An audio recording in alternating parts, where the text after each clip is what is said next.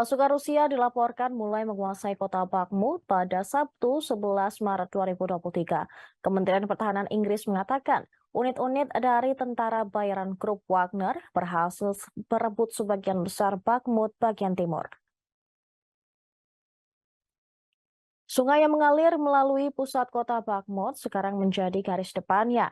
Akan tetapi, kata Kementerian Pertahanan Inggris, akan sangat menantang bagi grup Wagner untuk terus maju. Pasalnya, Ukraina telah menghancurkan jembatan penyeberangan utama di sungai tersebut. Sementara itu, penembak jitu Ukraina telah disiagakan di bangunan-bangunan di barat kota. Posisi strategis para sniper Ukraina tersebut membuat wilayah tengah kota menjadi zona pembantaian.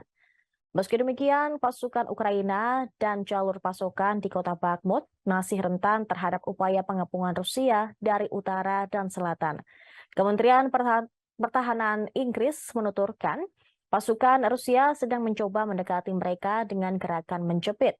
Sementara itu, blogger militer Rusia dan sejumlah akun Telegram pro-Kremlin pada hari Jumat mengklaim bahwa pasukan Rusia telah memasuki pabrik pemrosesan logam di barat laut Bakhmut, yaitu Azov.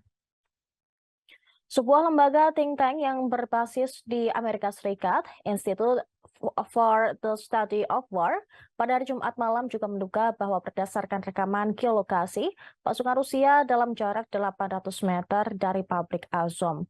Institute for the Study of War menilai fokus realistis Moskwa adalah untuk merebut pabrik tersebut, bukan mengepung Bakhmut Barat yang lebih luas dengan mencoba merebut desa-desa terdekat.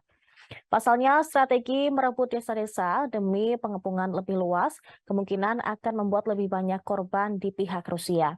Di sisi ini, Ukraina memutuskan untuk terus bertempur dan mempertahankan kota Bakhmut dari gempuran Rusia.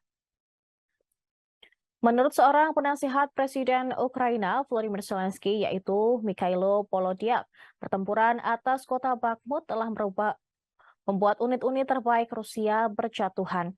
Hal itu, menurut Polodyak, bisa mengurangi kekuatan Rusia menjelang rencana serangan balik dari pasukan Ukraina pada musim semi ini.